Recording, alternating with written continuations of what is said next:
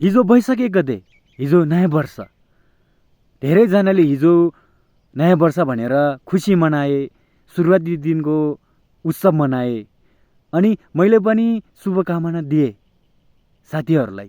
तर म हिजो खुसी थिएन।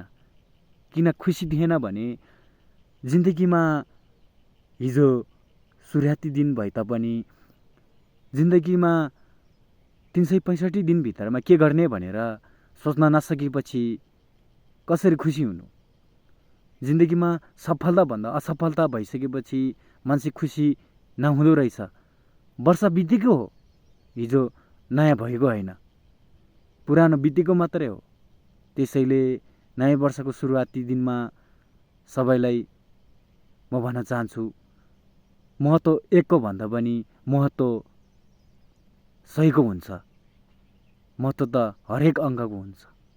महोदय,